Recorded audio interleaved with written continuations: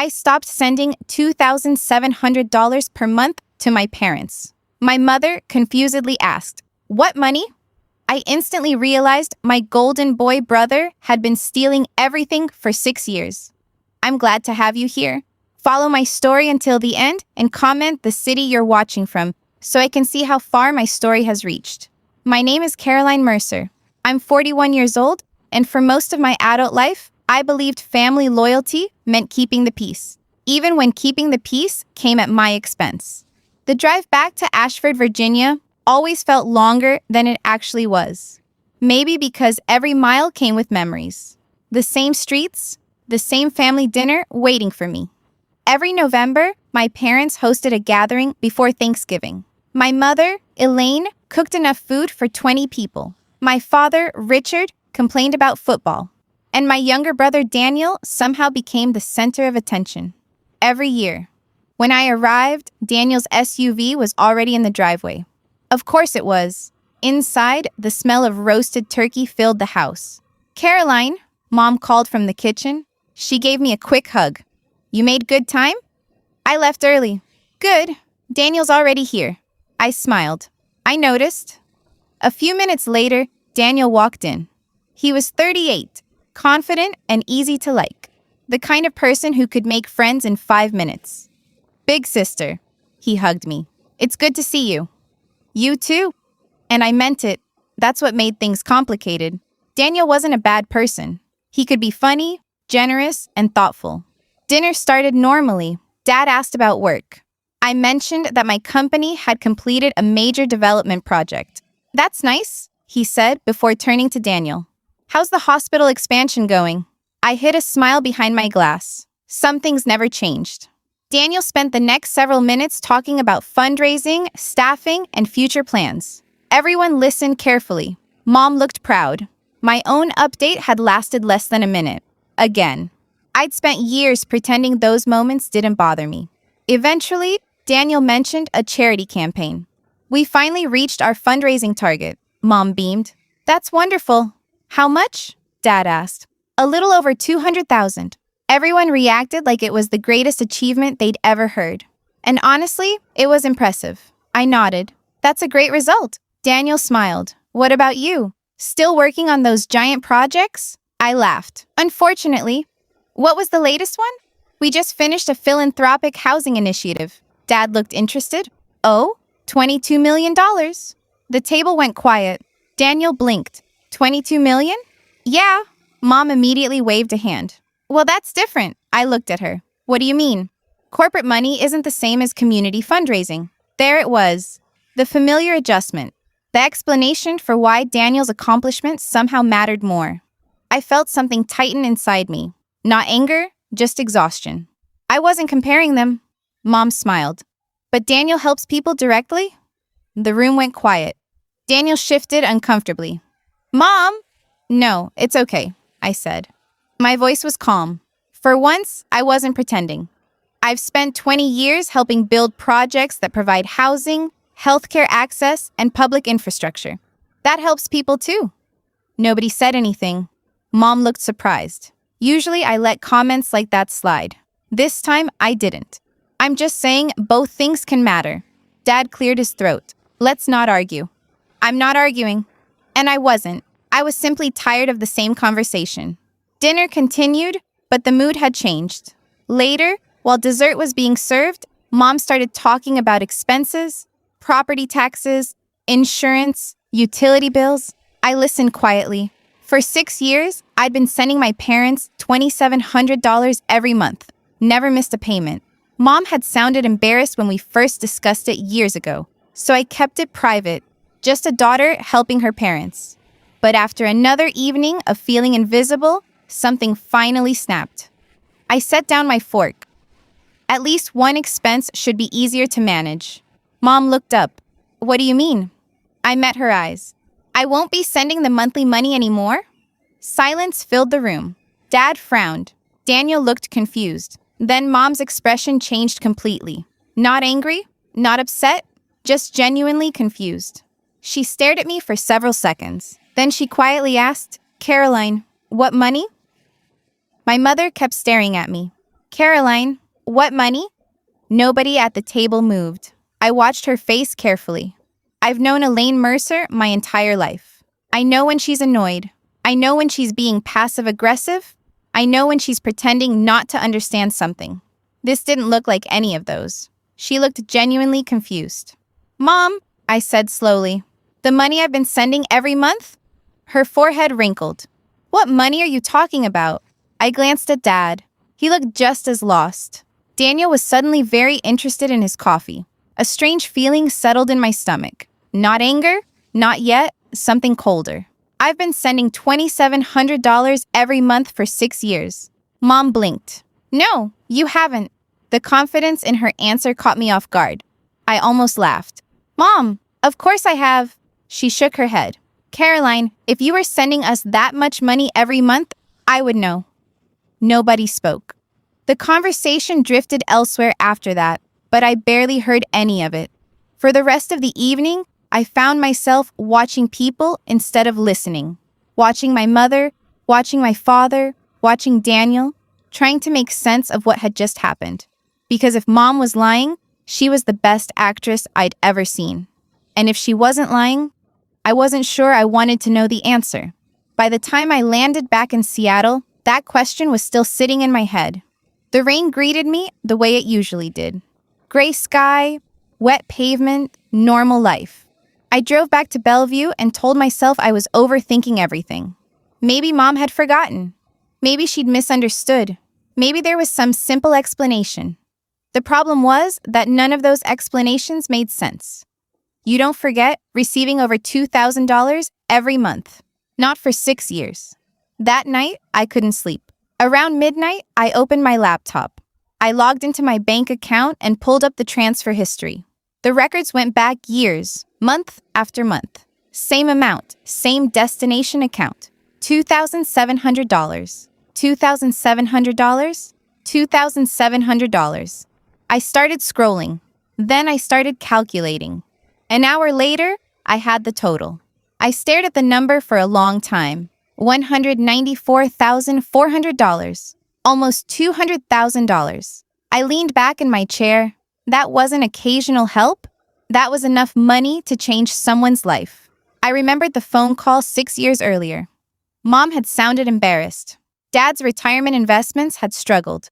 Medical expenses had increased. Nothing catastrophic. Just enough pressure that they needed help.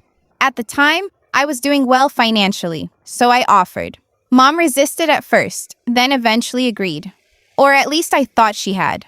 I opened the account information attached to the transfers. The destination account was exactly where I'd always sent the money. A joint account belonging to Richard and Elaine Mercer. Everything looked normal, until I noticed something I'd never paid attention to before. An additional authorized user. I clicked again, then again. Daniel Mercer. I sat very still. Technically, it wasn't unusual. Adult children often helped elderly parents manage finances. Daniel lived nearby. I lived across the country. If Dad needed help with online banking, Daniel was the obvious choice. There was nothing suspicious about that by itself. Still, I found myself staring at his name. For years, I'd assumed every dollar was reaching my parents. For years, I'd assumed Mom knew exactly what I was sending. Now, I wasn't so sure. I closed the laptop and walked into the kitchen. The digital clock on the microwave showed 1:43 a.m. I poured a glass of water, trying very hard not to jump to conclusions. Daniel had flaws. Everybody did. But he wasn't some criminal mastermind. At least, not the brother I thought I knew. The next morning, I was halfway through my second cup of coffee when my phone rang. Victoria Hayes. I hadn't spoken to Victoria in almost a year. She worked in hospital fundraising and had crossed paths with my company several times. I answered, Victoria, wow, it's been a while. It has. Sorry for calling out of nowhere. No problem. What's going on? We're finalizing seating for the Hospital Foundation Gala next month. We exchanged a few minutes of small talk. Then her tone shifted. You still have family in Virginia, right? My grip tightened around the coffee mug. Yeah. Then you probably already know. Know what? There was a brief pause. We're giving Daniel Mercer the Distinguished Donor Recognition Award this year. I frowned. Donor?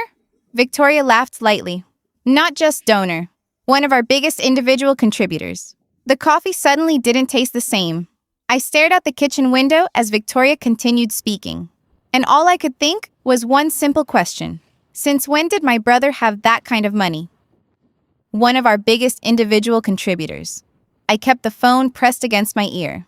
How big are we talking? I asked. Victoria laughed. You sound exactly like the finance people I work with. Occupational hazard.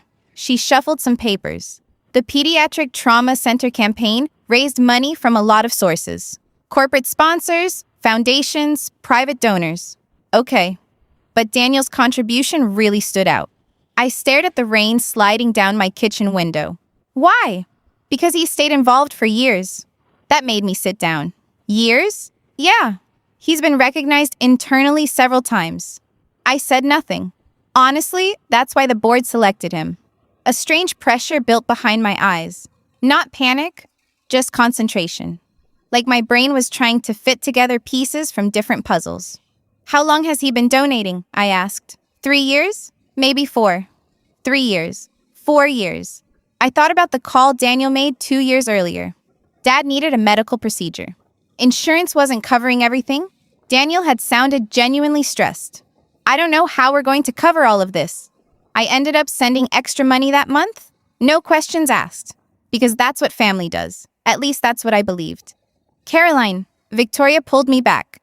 Sorry, just thinking? I hesitated. What exactly qualifies someone for a donor recognition award? Victoria chuckled. That depends. Ballpark estimate. For this category, usually 6 figures. My stomach tightened.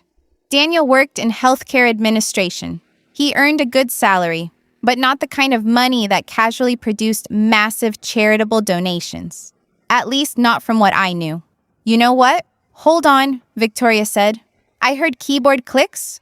A few seconds later, she spoke again. I actually have the preliminary program open. I stayed quiet. The public version hasn't gone out yet. Okay, she read directly from the screen.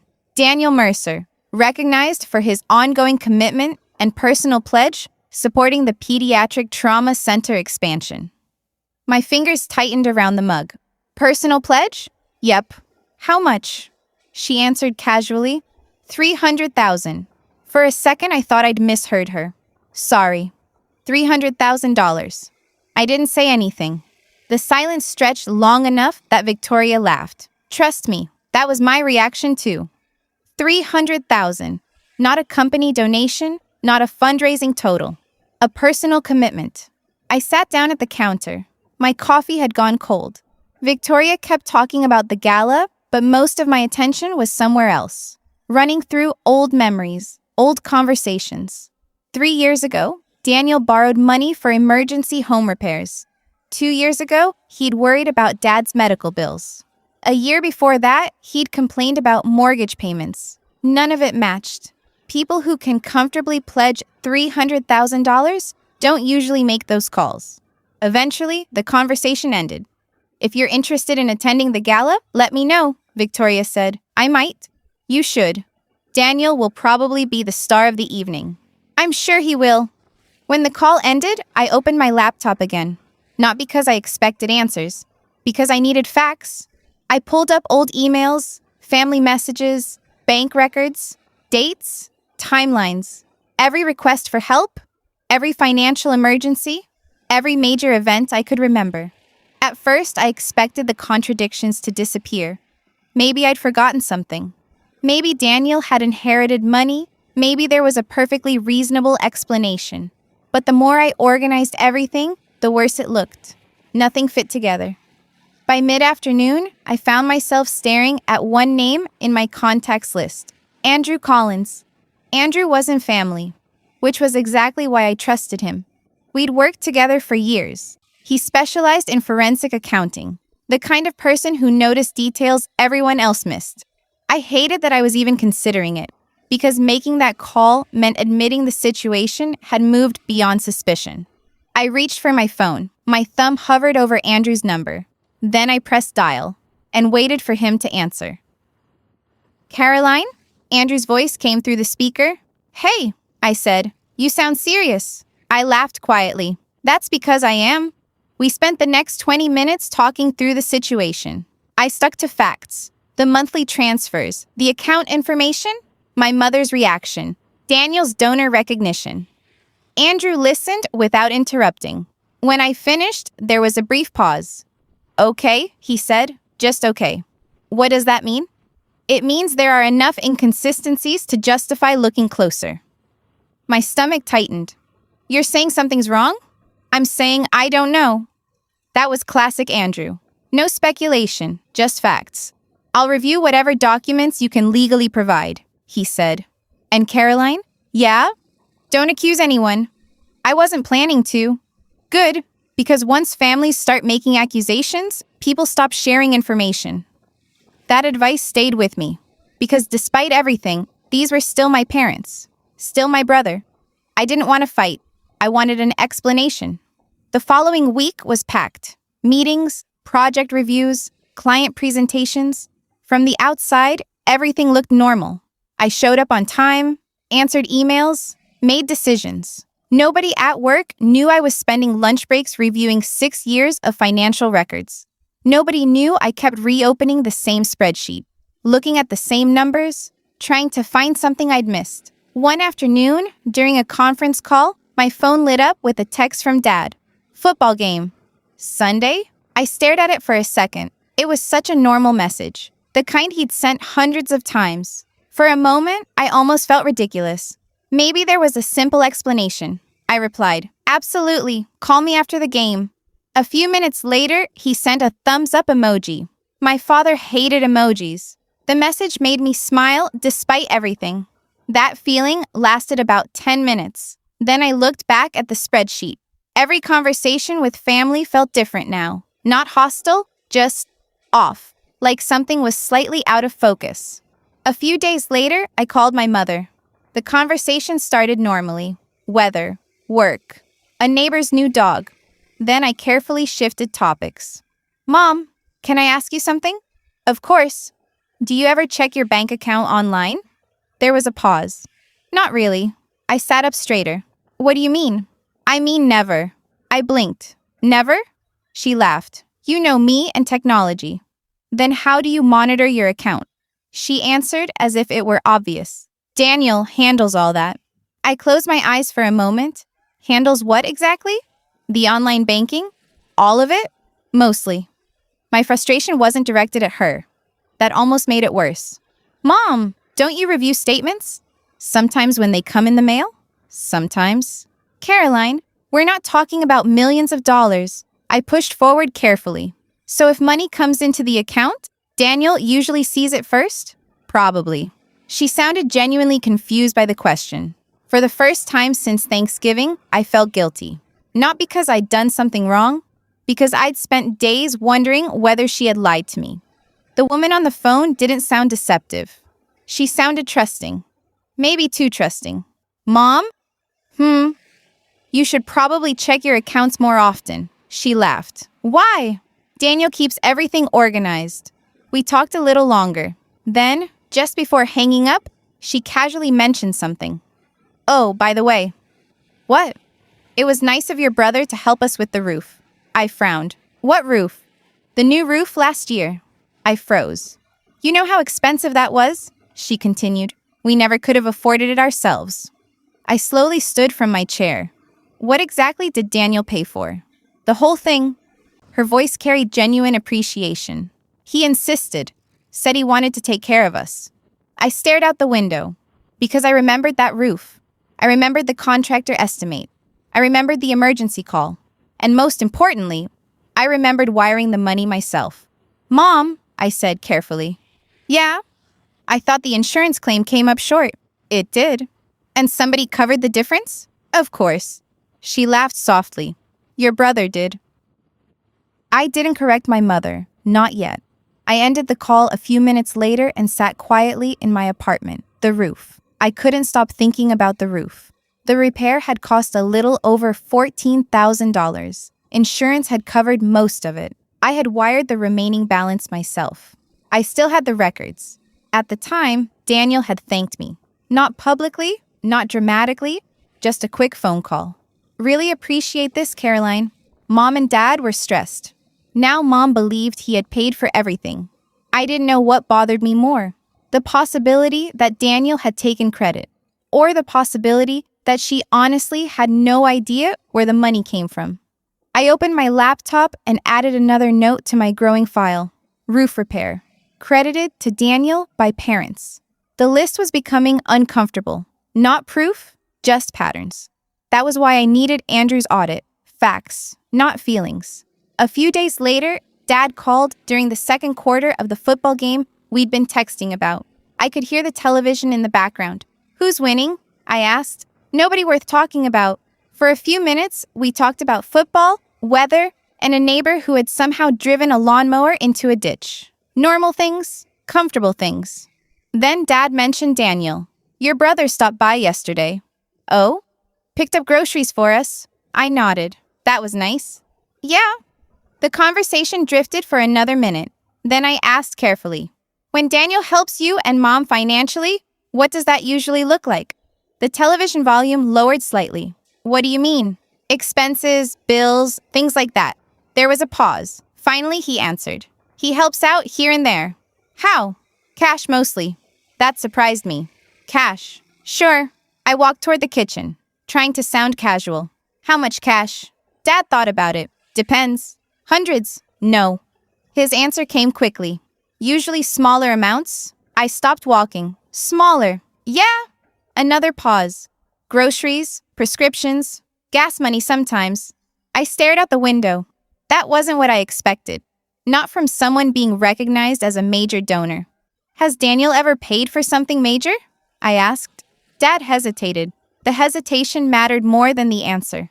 I don't really keep track. You don't? No. His voice sounded tired. Not defensive, just tired. We've never been a family that keeps score. The comment stung more than he probably intended. Because I wasn't trying to keep score. I was trying to understand where nearly $200,000 had gone. Still, I let it pass. The conversation shifted again. Football, family, holiday plans. Then something unusual happened. Dad asked me about work. Actually asked questions. Actually listened. It felt strangely nice. And strangely sad. Because we'd had so few conversations like that over the years. Eventually, there was another pause. I decided to take one more chance.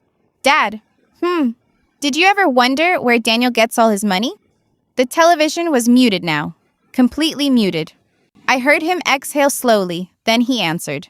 Sometimes. My grip tightened around the phone. Sometimes? Sure. You've wondered? Of course I have. I stared at the floor. That wasn't the answer I expected. Dad had spent most of my life defending Daniel. Explaining Daniel, protecting Daniel. But this sounded different. Not accusatory, just honest. What did you think? I asked. Another long pause. I don't know. He laughed softly, without humor.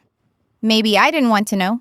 The sentence hung between us. For the first time, I wondered whether Dad had noticed things over the years and simply chosen not to look too closely. Not because he approved, because asking difficult questions can change a family. The game resumed in the background. Crowd noise filled the silence. Finally, Dad spoke again, very quietly, almost like he was talking to himself. I think your brother's trying his best? I closed my eyes, because the words sounded supportive, but the way he said them didn't. It sounded less like a father defending his son, and more like a man trying very hard to convince himself that it was true. The conversation with Dad stayed with me for days, not because of what he said, because of what he didn't say. For the first time in my life, he hadn't rushed to defend Daniel. That alone felt significant. A week later, work sent me to Chicago for a professional conference. 3 days of presentations, networking events, and expensive hotel coffee. I told myself it would be a good distraction. For a few hours, it actually was. That lasted until I walked into the hotel cafe. I was standing in line when I heard a familiar voice. Caroline. I turned around. Rebecca Mercer, Daniel's wife. Or at least, the woman I still thought of as Daniel's wife. We hadn't seen each other in almost 2 years. Rebecca? She looked just as surprised. What are you doing in Chicago? She asked. Conference. I smiled. You? She hesitated. Meeting with an attorney. Something about the answer felt unusual. Not because people don't hire attorneys, because of the way she said it, carefully, like she was deciding how much to reveal. We ordered coffee and found a table near the window. For several minutes, we talked about ordinary things, work, travel, the weather, the kind of conversation people have when they're avoiding the real subject. Rebecca looked tired, not physically exhausted, just worn down. Eventually, she asked, "How's your family?" I almost laughed. Not because it was funny, because there was no simple answer anymore. "They're okay," Rebecca nodded. "Daniel still talks to them all the time." The way she said his name caught my attention. No warmth, no affection, just a fact. I leaned forward. "Rebecca." She already knew what I was asking. "I filed for divorce?" The words landed quietly. No drama, just reality. "I'm sorry," I said. She shrugged. "I was sorry a year ago." That wasn't the response I expected. It sounded like someone who had already finished grieving. "When did this happen?" "A few months ago." I stared at her. Daniel had never mentioned it. Not once. Rebecca seemed to notice my surprise. "He hasn't told many people." "Why?" She gave a short laugh. "That's a question I've been asking myself." The conversation shifted, slowly, carefully. Eventually, Rebecca asked something that made me sit up straighter. "Has Daniel ever borrowed money from you?" I didn't answer immediately, she noticed. "That's a yes." "Why are you asking?" Rebecca looked toward the window, then lowered her voice. "Because I started finding things." My stomach tightened. "What kind of things?" "Withdrawals." I stayed silent. "Mysterious withdrawals." She folded her hands together. "At first I thought they were mistakes." "How much?" Rebecca exhaled. "Enough." Not a number, just enough. The answer somehow felt worse. She continued. "We had a home equity line attached to the house." I nodded. Money kept disappearing. My pulse quickened. "Did Daniel explain it?" "Several times." "And?" As she met my eyes. The explanations kept changing. For the next half hour, we compared pieces of information. Not like family members, not even like friends. More like two people trying to understand the same mystery. Neither of us made accusations. Neither of us claimed certainty. But the similarities were becoming difficult to ignore. When we finally stood to leave, Rebecca picked up her bag. Then she stopped. Turned back toward me. "I don't think this is about debt." I frowned. "What do you mean?" Rebecca held my gaze. Her expression was calm, certain. Then she said quietly, "I think he's hiding something much bigger than debt." Andrew's email arrived at 7:18 p.m. I was still at my desk finishing a project review when the notification appeared on my screen. The subject line was simple. Preliminary findings. Nothing dramatic, nothing emotional, just 3 words. My stomach tightened anyway. I didn't open it immediately. Instead, I finished the report I was working on. Answered 2 emails. Returned a phone call. Normal tasks, small delays. As if waiting another 20 minutes might somehow change what was inside that file. By the time I got home, the email was still sitting unopened in my inbox. I changed clothes, made tea, turned off the television, then finally sat down at the dining table with my laptop. The apartment was completely quiet. I clicked the attachment. The report wasn't designed to tell a story. It was designed to follow money, dates, account numbers, transfers, transaction histories, nothing more. Andrew had highlighted the most relevant sections. I started reading. 5 minutes later, I stopped, then started again, because I thought I had misunderstood something. I hadn't. The first discovery was painfully simple. The money I had been sending every month wasn't staying in my parents' account. Not for long. In many cases, funds were transferred out within days, sometimes within hours. I kept scrolling, transaction after transaction. The patterns became impossible to ignore. Additional transfers, electronic withdrawals, external accounts, each one connected back to Daniel. I rubbed my eyes and kept reading. Part of me still wanted an innocent explanation.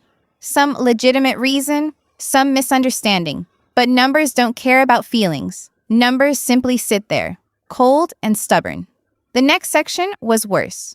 Andrew had traced several destinations. One led to a sportsbook account, another to speculative investment platforms, Several went directly into accounts controlled by Daniel.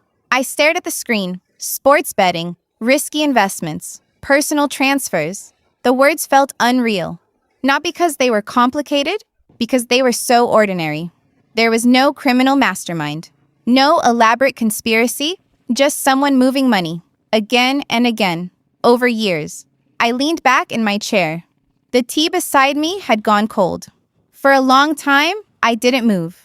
I thought about every holiday dinner, every conversation, every time Daniel thanked me for helping mom and dad, every time my parents praised his generosity, every time I accepted being overlooked because family harmony seemed more important. The hardest part wasn't losing the money. It really wasn't. I'd built a successful career.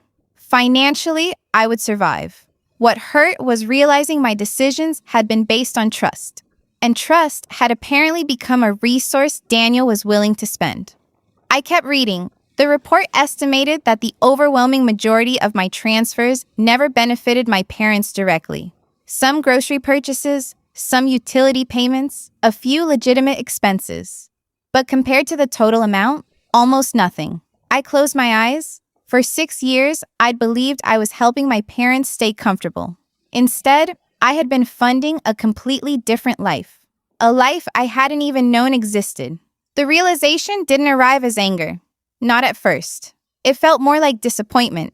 Heavy, exhausting, final. The kind that settles quietly into a room and refuses to leave. Around midnight, my phone buzzed. A text from Rebecca. Any news? I stared at the message, then replied. Some, not good. Her response came a minute later. I was afraid of that. That was all.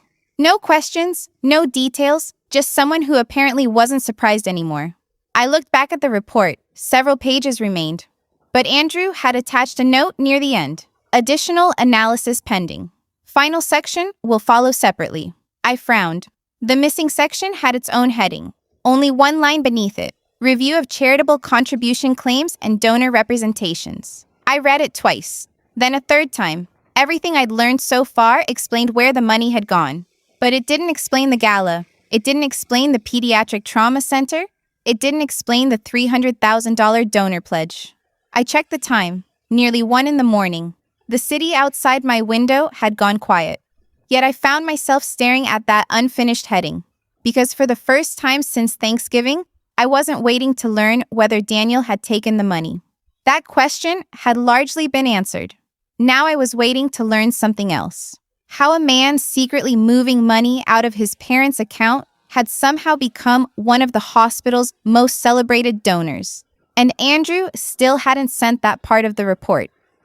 My phone buzzed just as I was finishing a budget meeting. A message from Rebecca. Can you call when you have a minute? I stepped into an empty conference room and called her back. Everything okay? I asked. There was a brief pause. Depends how you define okay. That wasn't encouraging. What happened? I found more documents. I sat down. What kind of documents? Financial records, mostly. That part didn't surprise me. The divorce process seemed to be uncovering new information every week. Then Rebecca added something unexpected. And some old messages. I frowned. What kind of messages? Her hesitation lasted long enough for me to notice. The kind that made me sick? An hour later, she emailed everything. I waited until I got home before opening the files. Partly because I had work to finish. Mostly because I was starting to dread what I might find. The financial documents confirmed several things Rebecca had already mentioned. Withdrawals, transfers, missing funds, patterns that looked increasingly familiar. I wasn't happy to see them, but I wasn't shocked anymore. The shock came from a folder labeled Archived Messages. I stared at it for several seconds, then opened it. Most of the conversations were ordinary. Friends discussing sports, weekend plans, work complaints, nothing remarkable. I almost closed the folder. Then I found one conversation from 3 years earlier. The sender was Daniel. The recipient appeared to be one of his longtime friends. At first, I wasn't even sure why Rebecca had highlighted it. Then I started reading. A few messages in, my stomach dropped. The discussion wasn't about me directly. Not at first. It started as a conversation about money, side income, bills, the usual things. Then my name appeared. I read the next line twice, then a third time. Daniel had written, "My sister still thinks she's helping my parents every month." A reply came back. "Seriously?" Daniel's response followed almost immediately. "Yep, easiest arrangement I've ever had." I stopped reading. For several seconds, I just stared at the screen. Not because the words were complicated, because they were so casual, so effortless, like a joke, like a funny story being shared between friends. I forced myself to continue. The conversation got worse, not dramatically worse. That was the problem. Nobody was discussing crimes. Nobody was talking about stealing. Instead, Daniel treated the entire situation like a running joke. Something amusing, something clever. At one point, he referred to me as the family foundation. His friend responded with laughing emojis. Daniel responded with more jokes. I closed the laptop immediately. My apartment suddenly felt too quiet. I stood up and walked into the kitchen, then back to the living room, then back again. Not because I didn't believe what I'd read, because I did. The audit had already shown where the money went. Those messages showed something different. Intent. For weeks, I'd been looking for explanations. Maybe gambling problems, maybe debt, maybe desperation. Those possibilities didn't excuse anything, but they at least left room for complexity. The messages stripped away some of that complexity. Daniel hadn't seemed guilty. He hadn't seemed conflicted. He had been laughing. That hurt more than the money, far more. I thought about birthdays, holidays, family dinners, phone calls. Every time I defended him to someone else. Every time I'd accepted being overlooked because keeping peace felt easier. For the first time, I wasn't struggling to reconcile two versions of my brother. The image I'd spent years protecting was beginning to disappear. Rebecca called later that evening. Neither of us talked for long. There wasn't much left to say. "I figured you should see it," she said quietly. "You were right." "About what?" "This isn't about debt." Rebecca didn't answer immediately. When she finally spoke, her voice sounded tired. "I know." A few hours later, I heard a knock at my apartment door. A large envelope had been delivered while I was at work. No return address I recognized. Inside was a printed event package from the hospital foundation, the gala. I sat at my dining table and opened it. Schedules, sponsors, seating charts, recognition lists, professional photographs, everything polished, everything impressive. Then I reached the donor recognition section. My eyes immediately found Daniel's name, not hidden, not buried in small print, prominently displayed across the page, featured among the event's major supporters. I stared at the entry for several seconds, because right beneath his photograph, in bold lettering, was the number everyone would see that night. Daniel Mercer, personal donor commitment, $300,000. I stared at the gala brochure for a long time, not because I was shocked anymore. That phase had passed. Shock requires uncertainty. At this point, there wasn't much uncertainty left. 3 days later, Andrew sent the final report, the section I'd been waiting for, the section about the donor pledge. I closed my office door before opening the file. The report wasn't dramatic. Andrew never wrote dramatic reports. He wrote facts, references, supporting documents, verification records. The first pages explained how donor pledges were normally documented. Formal agreements, payment schedules, recorded commitments, audit trails. Then I reached Andrew's findings, and everything became very simple. There was no verified $300,000 donation. None. No completed contribution. No funding transfer. No signed payment record. No evidence the hospital had received anything close to that amount. Apparently, Daniel had submitted documentation based largely on self-reported commitments and fundraising claims. The hospital foundation had accepted them at face value, at least initially. I leaned back in my chair. The entire thing suddenly made sense. Not because it was sophisticated, because it wasn't. Daniel had built a reputation. People trusted him. Once enough, people trust you, they often stop asking questions. Andrew's final note sat at the bottom of the report. Significant discrepancies exist between represented donor activity and verified contribution records. A polite way of saying the story didn't match reality. I sat quietly for several minutes. The question wasn't whether Daniel had done these things. The question was what I intended to do next. Instead of calling the hospital, I called Daniel. He answered on the third ring. Caroline. His voice sounded relaxed. We need to talk. A brief pause. About what? You know exactly what. We agreed to meet 2 days later. A hotel restaurant outside Richmond, neutral territory. The drive there felt strangely calm. I expected anger. Instead, I felt detached. The need for approval was gone. I simply wanted the truth spoken out loud. Daniel arrived a few minutes late. As usual, he looked exactly the same, confident, comfortable. He smiled as he sat down. Okay, what's this about? I slid a folder across the table. His smile faded slightly. He opened it. The audit summaries, transfer records, account histories, nothing but facts. Daniel looked through the documents without speaking. Then he closed the folder. No panic, no denial, just quiet. How long? I asked. He looked at me. What? How long have you been taking the money? His jaw tightened.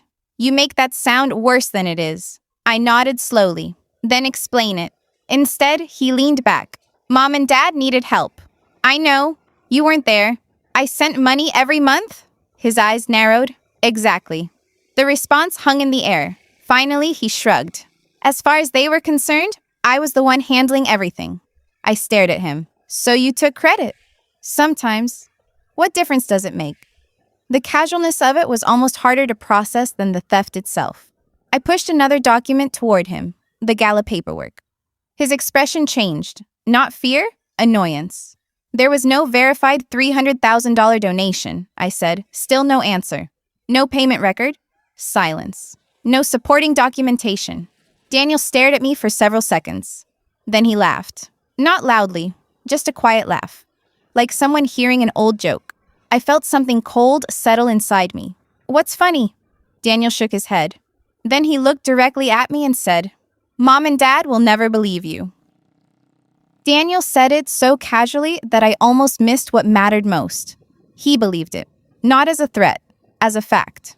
I looked across the table. Maybe. A small smile crossed his face. Then he stood. Take care of yourself, Caroline. And he left. No apology. No explanation. No attempt to challenge a single document. That bothered me more than anger would have. The week before, the gala felt crowded with questions. My mother called repeatedly. Aunts checked in. Cousins suddenly wanted updates. Family friends mentioned Daniel's award. Nobody came right out and asked what was happening, but information was moving. And somehow, Daniel always seemed ahead of it. One evening, Mom finally said it. Your brother says you two had lunch. I almost laughed. We met. He's worried about you. Is he? Caroline. Her voice softened. I don't want this family fighting. Neither did I. The difference was that I wasn't the one creating the situation. I let the subject drop. The pattern continued for days. Rebecca noticed it too. He started calling people. Who? Anyone who might matter? That sounded exactly like Daniel. Control the story before anyone else could. Months earlier, I would have rushed to defend myself. Now I didn't. Silence felt stronger. A few days before the gala, Mom called again. This time she sounded nervous. I tried looking at the account. I sat up. The bank account? Yes. What happened? I couldn't remember the password. I waited. Daniel offered to help. Did he? Another pause. I told him not to worry about it. I walked toward the window. Rain tapped softly against the glass. Mom, I don't like dealing with those things. Her voice sounded smaller than usual. Not defensive. Uneasy. Neither of us spoke for several seconds. Then she asked quietly, have you ever been afraid to know the answer to something? The question caught me completely off guard. Because it wasn't really about a password. Yes, I said. A slow breath came through the phone. So have I. That conversation changed something. I stopped trying to convince her. Not because I'd given up, because she wasn't ready.